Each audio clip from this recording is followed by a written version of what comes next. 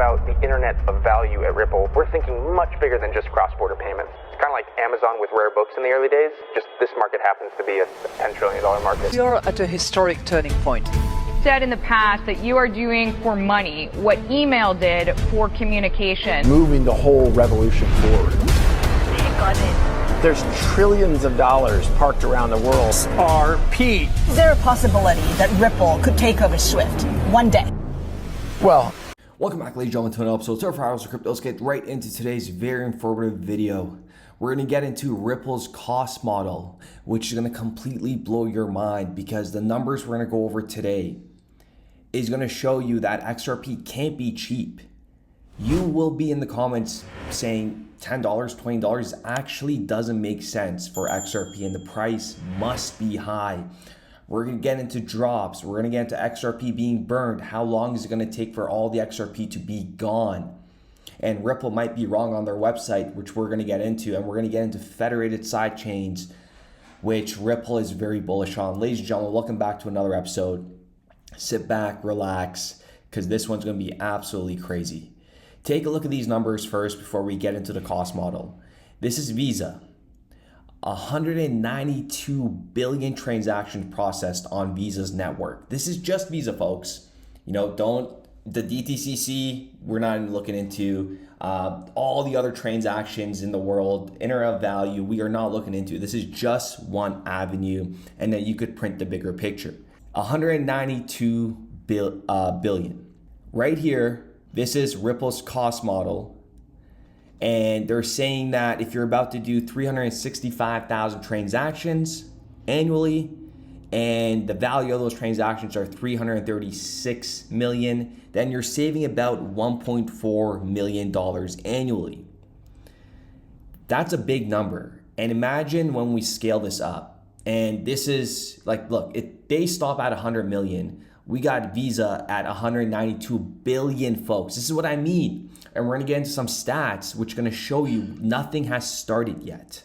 So once we go to 100 million transactions annually, the annual saving cost is 328 million. That's fine because we're doing small numbers of transaction value. Once we increase that to 5 trillion, we're looking at $4.2 billion in annual savings. And that's a big number because, for example, RBC, Royal Bank of Canada's revenue, you know, it's increased over 10%, 13% in the past years, but $45 billion in 2020. Imagine adding another 4.2 billion on top of that. You're close to $50 billion in revenue. And some of you guys may say, oh, you know, banks will miss out on their fees they're charging for customers. There still will be an upfront fee to the customers, but they will save money in the back end because of the infrastructure they're using. Customers will always still pay fees, but it won't be as much as it is right now, which goes on to say 4 billion is huge. And on top of that, they are silently building their crypto portfolios. Keep that in mind. Banks are getting into cryptos in silence. This market is gonna be trillions of dollars, a brand new industry. And whatever fees that they're gonna miss out on, they will gain back by accumulating crypto assets and building portfolios that are gonna give them super returns in the near future. Does that make sense to you guys? Let me know what you guys think in the comments down below. But this right here hasn't even scaled, and I'll show you exactly why. Take a look at these. This is payments.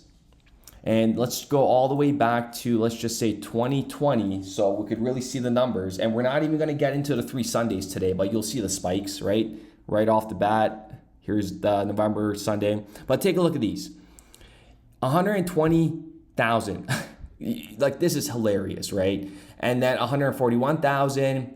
The tests, you know, they spike up. Once we do the tests Sunday, the big guys come in. Another one, which we covered in yesterday's video. Other than that, it's like 300,000, 200,000, 100,000 on a good day. We're talking about 400,000, 500,000. And getting into the payments, why don't we go ahead and put all this back to 2020 as well so you guys can get the bigger picture. These spikes are only time when they were doing the tests, which we covered. But take a look.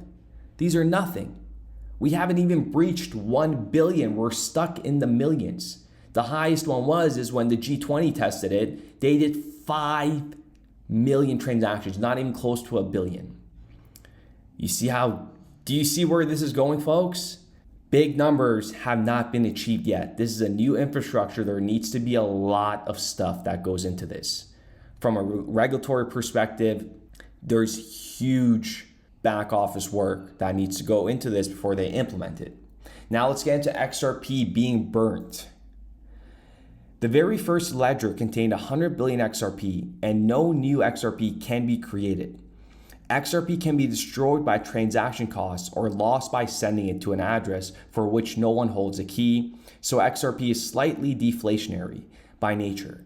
No need to worry about running out though. At the current rate of destruction, it would take at least 70,000 years to destroy all XRP, and XRP prices and fees can be adjusted as the total supply of XRP changes. In technical context, XRP is measured precisely to the nearest drop of XRP. The Ripple APIs require all XRP amounts to be specified in drops of XRP. For example, 1 XRP is represented as 1 million drops, which we are going to go and break down right now. Just a quick overview. This is how it would look like. And for example, if you were to, delete an account, it would cost you 2 million drops, would be 2 XRP. So let's go ahead and break this down now. So I tweeted this out yesterday talking about how I've been monitoring how much XRP was being burned. In a matter of 36 days, on an average day basis, 2,800 XRP was burnt daily. So, which means in 36 days, 97,000, almost 98,000 XRP was burned just to fees. And this is how it would look like, ladies and gentlemen, right here.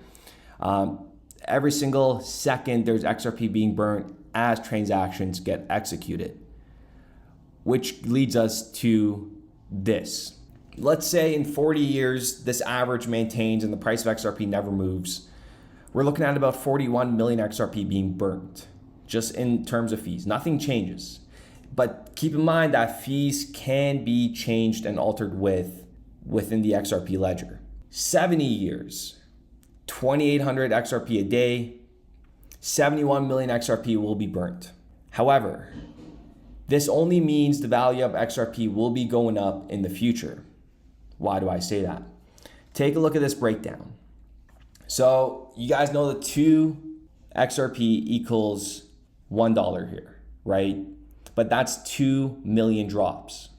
And then once we break it down to 0.8 and all the drops, it's about 40 cents, 0.7373, 36 cents, 0.5, 25 cents, 0.1, 5 cents, 0.01, basically nothing. And this is if XRP was at 50 cents. Now getting on to XRP at $50. 2 XRP would equal to $100. So that's still 2 million XRP will be worth $100. Not 2 million, but 2 million drops. 0.8 XRP will be worth approximately $40. 0.7373 equals $36.86. And I added the decimals on the other end just so you guys could get like a really good picture how you could really dissect this and go to the last drop. 0.1, $5, and 0.01 is 50 cents. Or you could even call it as, like 100,000 drops. 100,000 drops when XRP is at $50 will be worth $5. 737,300 drops would be worth $36.86.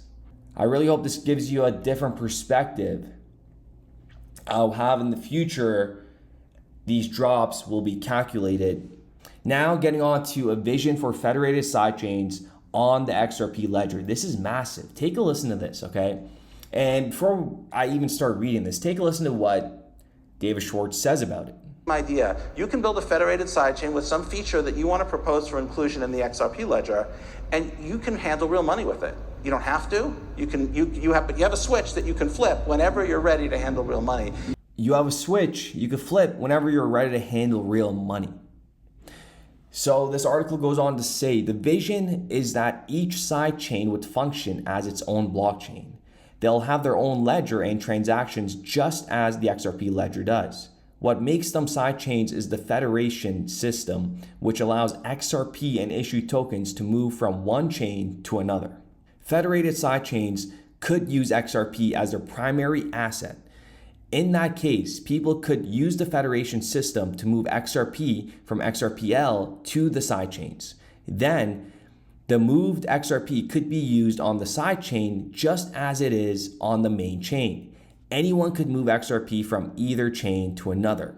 Alternatively, sidechains could use their own native asset, so people with accounts on both ledgers could move XRP to and from the issued asset on the sidechains. Take a listen to this part right here. The XRP ledger mainnet has one native asset, XRP, and an unlimited number of issued tokens that can represent anything else but don't have the same status as XRP. It wouldn't make sense for each sidechain to start with a whole new set of 100 billion XRP. So instead, sidechains have two options for their native asset. Either have a new native asset for the sidechain or set aside some real XRP for use on the sidechain. If the sidechain uses XRP as its native asset, the chain's account on the mainnet holds sidechain's total amount of XRP in trust for use in the sidechain. Idea. You can build a federated sidechain with some feature that you want to propose for inclusion in the XRP ledger, and you can handle real money with it. You don't have to. You have a switch that you can flip whenever you're ready to handle real money. Folks, at the end of the day, Ripple software is what the SEC is going after.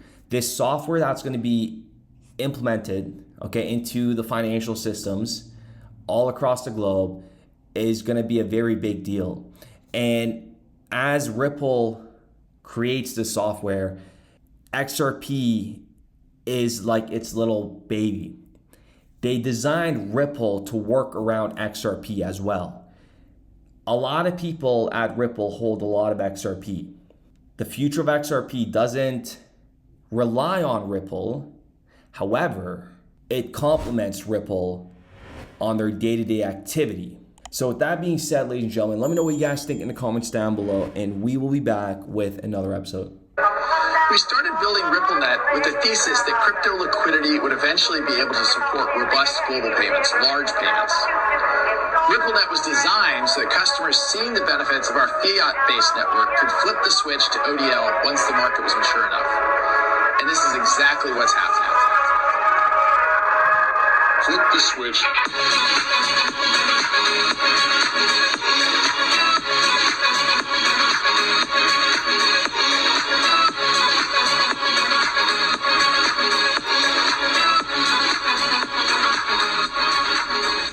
I think what we're building has, it's solving a real problem.